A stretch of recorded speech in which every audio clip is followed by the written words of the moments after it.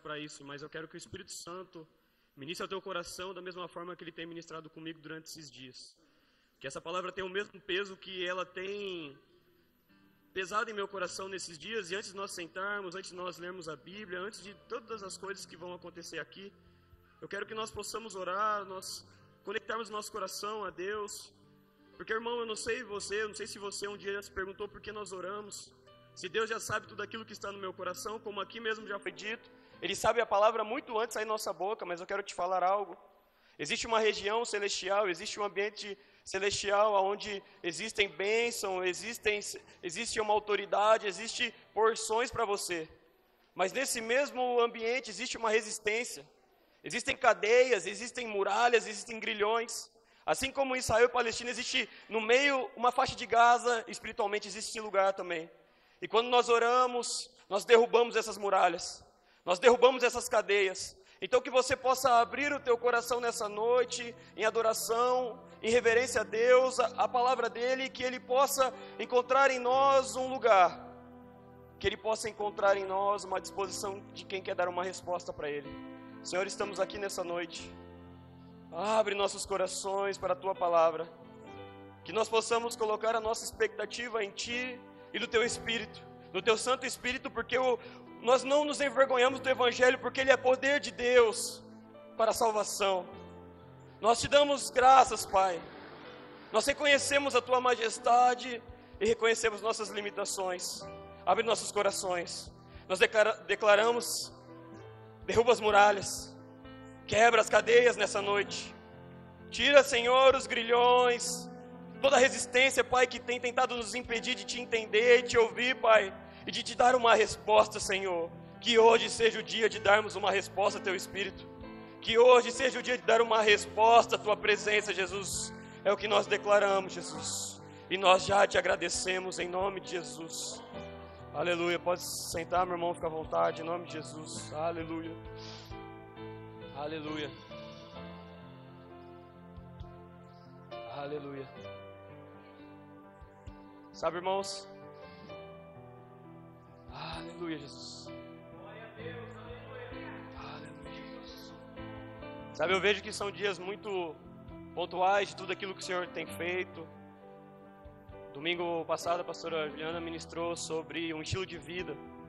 Sexta-feira nós tivemos a oportunidade de estar junto com o pastor Eduardo. E ele falou sobre uma nova perspectiva. Sabe, irmãos, eu vejo que os nossos dias, esse início de ano, são dias semelhantes aos dias ali que Moisés está com o povo. Ele escreve o Deuteronômio. Deuteronômio, se nós formos ver a tradução dessa palavra, o original dela é Devarim, que significa uma nova lei, segunda lei. E o que isso significa? Significa que Moisés estava ali pontuando algumas coisas. Ele estava alinhando algumas coisas para aquele tempo.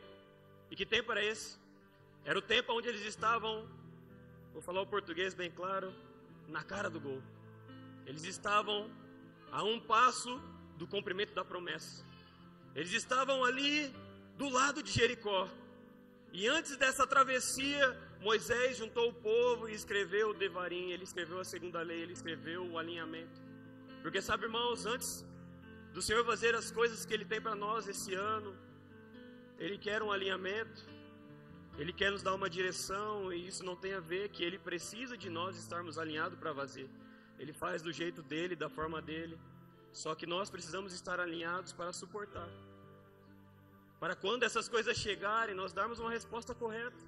Para quando essas coisas estiverem em nossa porta, assim como Ele diz no próprio livro de Deuteronômio 8, olha, você passou por esse deserto para que quando você tenha, e tem fartura, você não se esqueça de quem te deu. Você não se esqueça de quem estava com você, de quem te deu aquele maná, de quem te deu aquele pão, que não foi homem, que não foi a tua mão, mas foi eu. Fui eu que te dei. E eu gostaria de falar uma coisa, para a gente poder começar a adentrar na ministração. A proposta do Evangelho é expansão. E aí tu pode olhar para mim e falar assim, misericórdia, ele ficou um mês fora, começou com teologia coach aqui, meu Deus, cuida desse menino aí.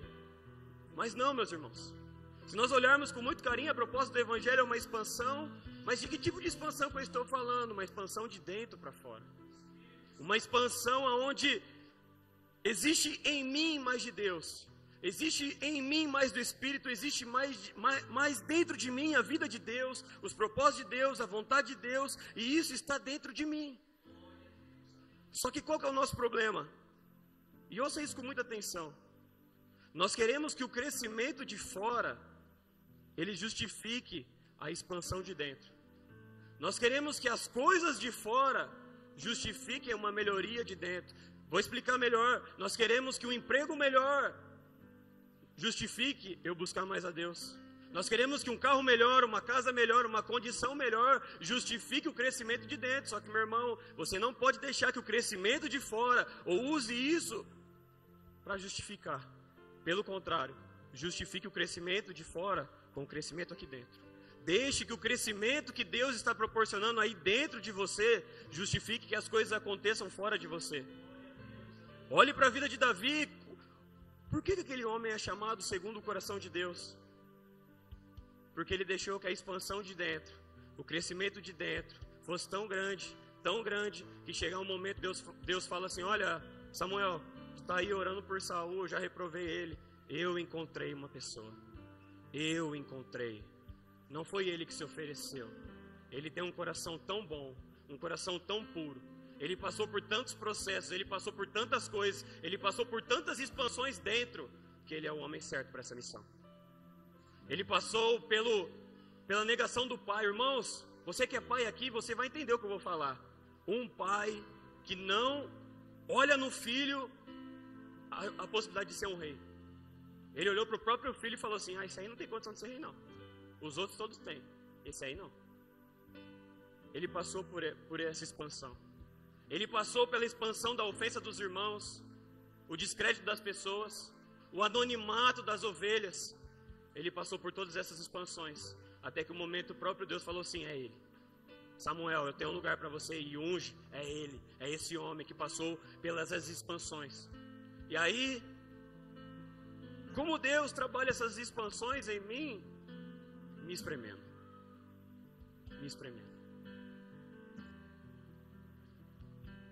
Irmãos, muitas vezes nós queremos viver, nós estamos, sabe, com fé, com expectativa, com desejo, com interesse de viver essas expansões. Nós entramos por essas portas genuinamente querendo que Deus faça algo. Genuinamente que Deus transforme meu coração, transforme a minha vida, transforme meu casamento, que Ele me posicione, que eu seja um homem de Deus, uma mulher de Deus. Nós entramos por essas portas e queremos isso. E por que muitas e muitas vezes nós não vivemos isso? Porque Deus trabalha com medidas. Deus trabalha com medidas. E aí você olha para mim e fala assim: da onde você tirou isso? Eu não sei se você já teve a experiência de querer ler a Bíblia, de Gênesis e Apocalipse.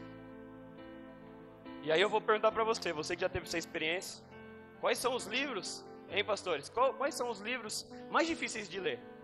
Pensa um pouquinho. Números, Levíticos. Por quê? Porque é o livro das medidas. É o livro onde Deus dá os apontamentos de toda a obra que Ele ia fazer com o povo no deserto. Olha, eu quero a tenda assim, eu quero a argola assim, eu quero a arca assim, eu quero o altar assim, eu quero o candelabro assim. Deus é um Deus de medidas. E assim como o tabernáculo, que a própria Bíblia vai falar, que fala sobre realidades passageiras. E Deus queria com medidas exatas. Deus não falou para Moisés: Moisés, faz uma tenda aí e eu vou encontrar vocês. Não, Deus passa 2 livros inteiros explicando: eu quero a cortina desse jeito, com esse pano, com essa espessura, dessa altura. Imagina com nós, irmãos, que somos casa de Deus. Se com algo que representava algo transitório, uma sombra de realidades espirituais, imagina conosco. Imagina a seriedade que Deus espera que nós possamos ter essas medidas. Só que eu quero falar com você hoje sobre novas medidas. O ano de 2025 é um ano de expansão, é um ano de crescimento, é o ano do Rehobote. Deus está fazendo coisas maravilhosas. É só nós olharmos para aqui, glória a Deus, né? Como Deus é bom, Deus é fiel, Deus cumpre as palavras que Ele diz a nosso respeito. A gente pode duvidar, mas Ele não para. Deus, Ele trabalha com medidas, irmãos. Abre comigo. Vamos ler a Bíblia para falar que é um culto. Livro de Ezequiel. Aleluia. 47. Tu conhece o texto, mas eu quero pontuar algo bem rápido aqui. Pode dar um glória a Deus, irmãos. Não fica me olhando com essa cara. Estou ficando preocupado. Vai dar tudo certo. Livro de Ezequiel 47.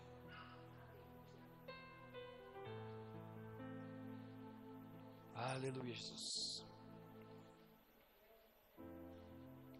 Ezequiel 47, no verso 1. Amém? Depois disso me fez voltar à entrada da casa, e eis que saíam umas águas debaixo do umbral da casa, para o oriente, porque a face da casa olhava para o oriente, e as águas vinham de debaixo, desde a banda direita da casa, da banda do sul, do altar. 2. E ele me tirou pelo caminho da porta do norte, e me fez dar uma volta pelo caminho de fora, até a porta exterior, pelo caminho que olha para o oriente, e eis que corriam umas águas desde a banda direita. 3. E saiu aquele homem para o oriente, tendo na mão um cordel de medir, e mediu 1000 côvados, e me fez passar pelas águas, águas que davam pelos artelhos. E mediu mais 1000, e me fez passar pelas águas, águas que me davam pelos joelhos. E mediu mais 1000, e me fez passar por águas que davam pelos lombos. E mediu mais 1000, e era um ribeiro que eu não podia atravessar, porque as águas eram profundas, águas que se deviam passar a nado, ribeiro pelo qual não se podia passar. Só até aqui. Então nós estamos lendo que o profeta, numa visão, ele foi levado. Havia um rio e um homem ali, um anjo, ia medindo, e ele ia entrando nesse rio. E à medida que ele ia entrando, ele percebia que mais o rio tinha dele. E aí eu quero falar para vocês hoje, meus irmãos, o que muitas vezes reflete a nossa vida. Como eu falei, muitas vezes nós entramos por essas portas com muita expectativa, com muita fé, querendo que Deus faça as coisas, querendo que as coisas aconteçam na nossa vida, nós estamos com fé para isso acontecer.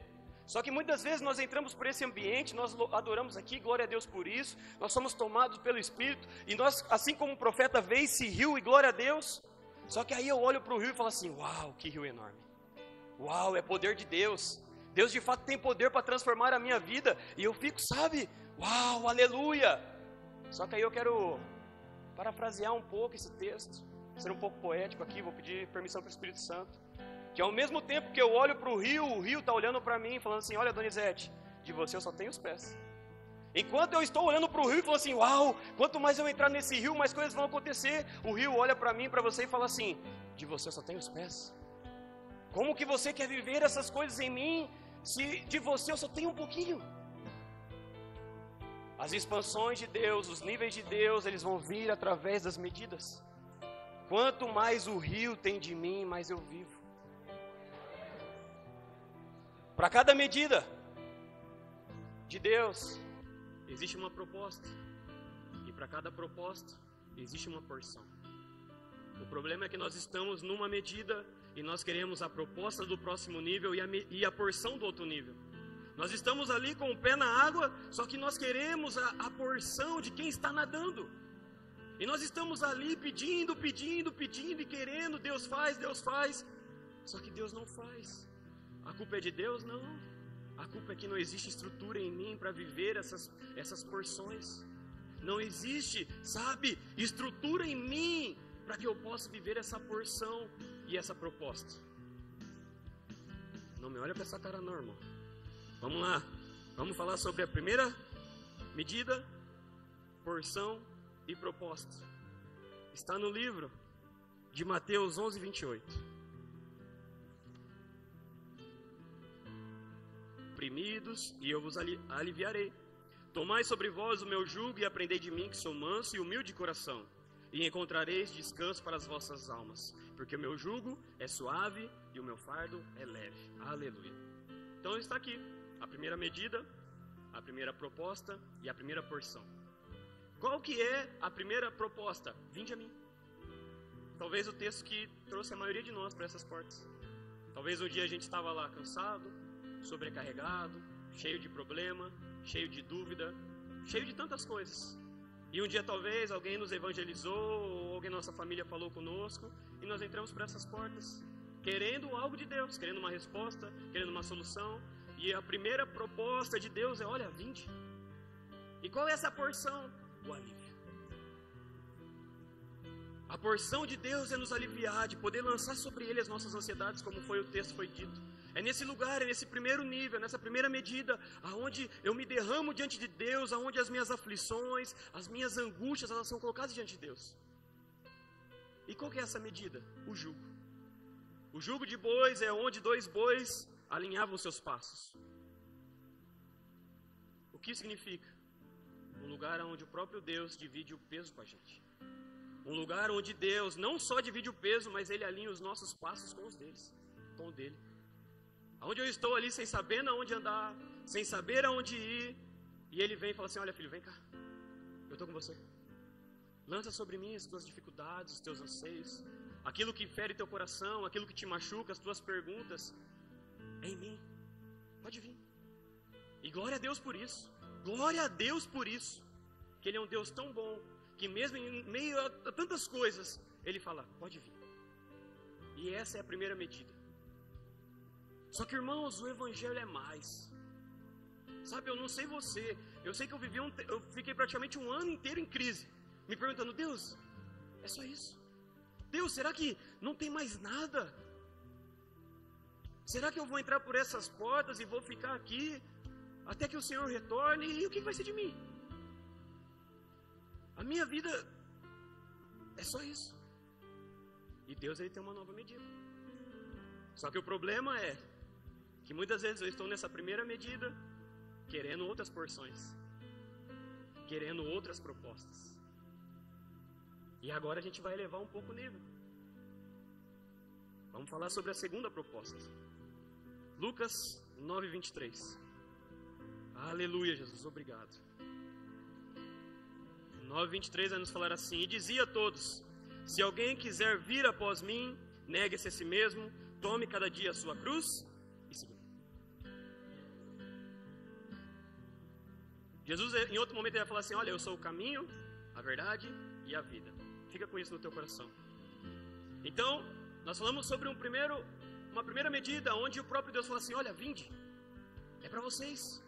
Só que agora nós estamos falando sobre uma nova medida, onde Jesus olha para mim e para você e fala assim: olha, é opcional. Se você quiser ficar na primeira medida, não tem problema nenhum, eu te amo, eu te cuido, você vai ser salvo, glória a Deus por isso, glória a Deus por isso. Mas em certo momento ele olha para a multidão e fala assim: olha, tem algo a mais, tem um lugar maior, tem um maior nível, tem uma nova autoridade, eu tenho uma nova proposta, se quiser vir após mim. Só que aí tem uma medida, e essa medida é a cruz. Essa medida é a cruz. Mas qual que é a porção desse nível? Vamos lá, vamos voltar. Jesus falou: eu sou o caminho, a verdade e a vida. Na primeira medida, Ele é o caminho. Nós nos encontramos, Ele é o caminho. Glória a Deus, nós encontramos o caminho que nós temos que andar. Só que a segunda porção, Ele fala assim: olha, eu sou a verdade.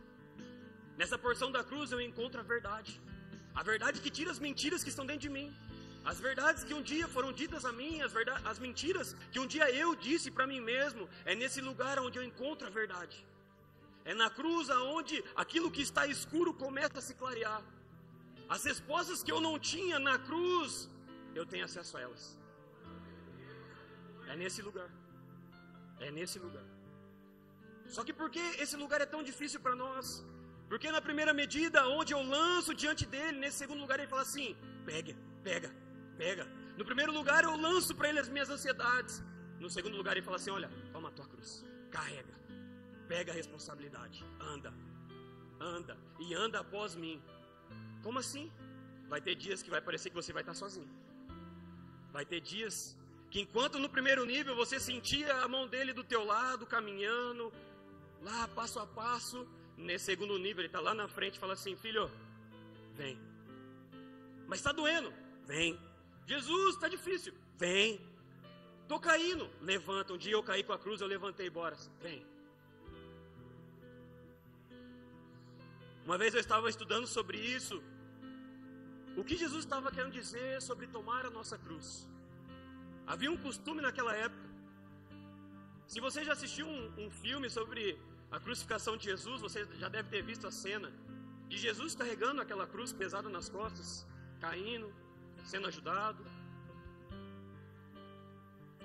E aí eu me pergunto, eu não sei o quanto que você é curioso, eu me pergunto com várias coisas. Aqueles homens que iam ser crucificados, já não era dor demais ser crucificado? Já não ia ser difícil demais ser crucificado, ser escandalizado? Por que aqueles homens ainda tinham que carregar a cruz deles? Carregar a cruz mostrava para todos que olhassem na rua, esse homem vai morrer. Enquanto um homem que seria crucificado estava com a cruz ali carregando, as pessoas na rua olhavam e falavam assim, esse homem vai morrer. Então é nesse lugar, é nessa medida, aonde eu escolho carregar a minha cruz. Esse lugar onde as pessoas olham para mim e falam assim, esse cara está morrendo cada dia um pouquinho mais. Essa pessoa está escolhendo morrer cada dia mais. Na primeira medida, sabe, eu posso ter uma vida ali que eu caio, tropeço, levanto, mas nesse lugar, nessa segunda medida, é um lugar de posicionamento, onde as pessoas não podem olhar mais para mim oscilante, mas elas têm que olhar para mim e falar assim, esse homem carrega a cruz. Esse é um homem de cruz. Esse é um homem que se responsabiliza. Esse é um homem que está andando. Esse é um homem que entendeu. Mas nesse lugar nós encontramos a verdade. É nesse lugar onde nós encontramos a verdade. Vou só abrir um parênteses. Existe uma nova medida, mas eu não quero falar sobre ela, até porque muitas vezes nós queremos pular para ela, que é o ID, que é a missão. Só que muitas vezes nós estamos na primeira, já queremos pular para a segunda. Só que se nós não passarmos pela cruz, vira legalismo, vira religiosidade. E nós fazemos coisas para Deus sem Deus. Então não adianta a gente querer já correr para o ID, se nós não estamos na cruz, irmãos. Na cruz. Abre comigo o livro de Josué.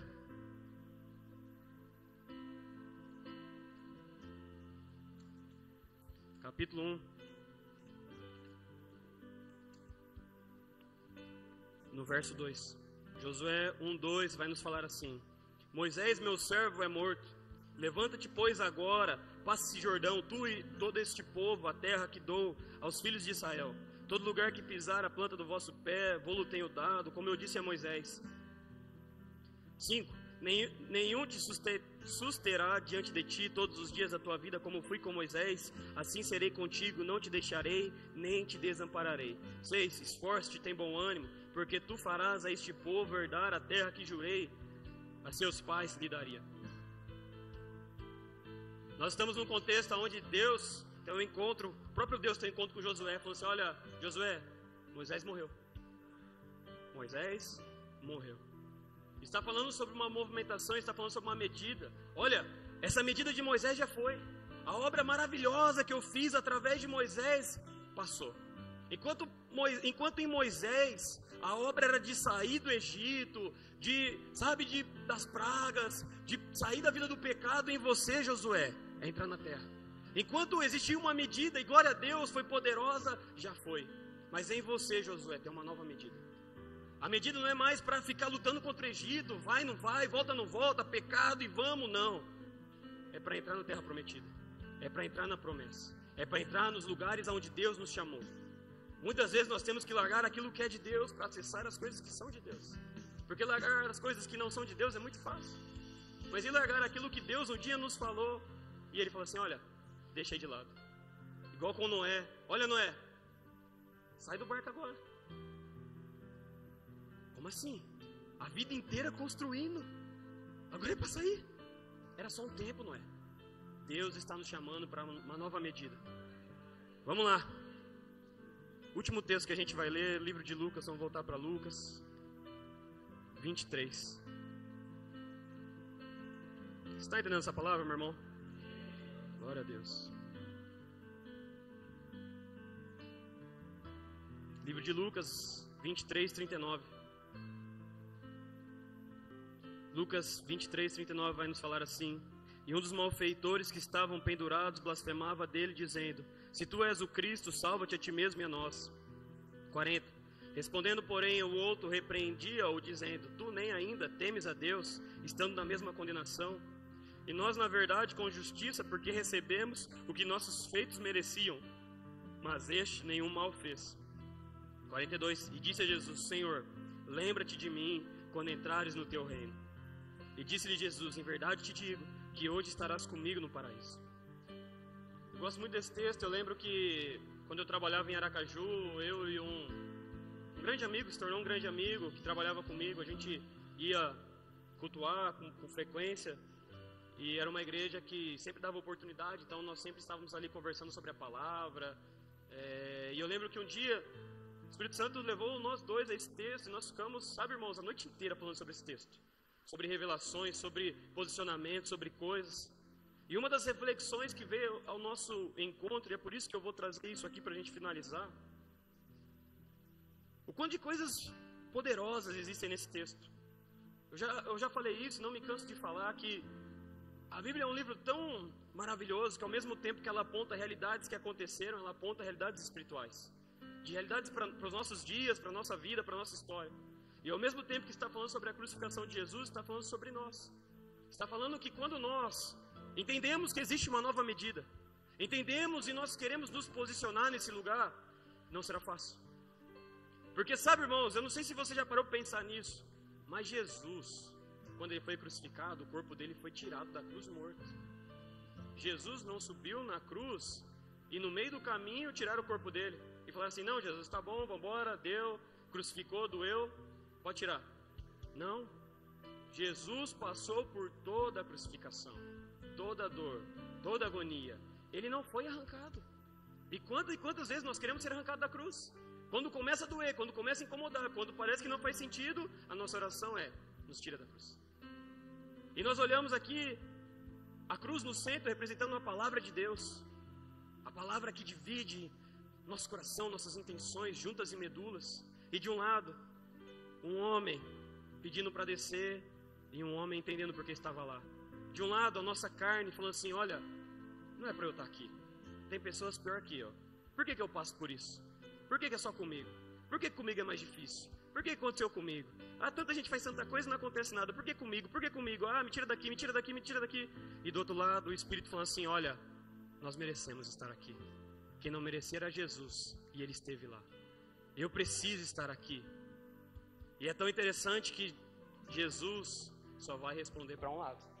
Enquanto nós estamos ali sendo movidos pela carne, me tira daqui, me tira daqui, me tira daqui, me tira daqui, nenhuma resposta. Porque nós muitas vezes começamos as coisas bem, mas nós começamos a querer andar pela carne. E aí nós começamos a ficar incomodados com os processos, com a cruz, com a medida, com a proposta. E aí nós falamos assim: ah, Deus, me tira daqui. Ah, tá difícil demais. Ah, não dá. Ah, Deus, alivia um pouquinho. Ah, Deus, assim não dá não. E sabe qual é a resposta que Deus tem para nós? Jesus tem para nós? Nenhuma. Jesus não responde quem quer descer da cruz. Mas para quem reconhece, fala assim: olha, você, Jesus, não merecia estar aqui. Eu sim. E eu preciso passar por esse propósito. Mas Senhor, depois que eu passar por todo esse processo, lembra-te de mim. Deixa eu acessar o teu reino. Não me tira daqui não, deixa eu ficar aqui. Deixa eu ficar nessa cruz ao teu lado. Mas do outro lado, Jesus, lembra-se de mim.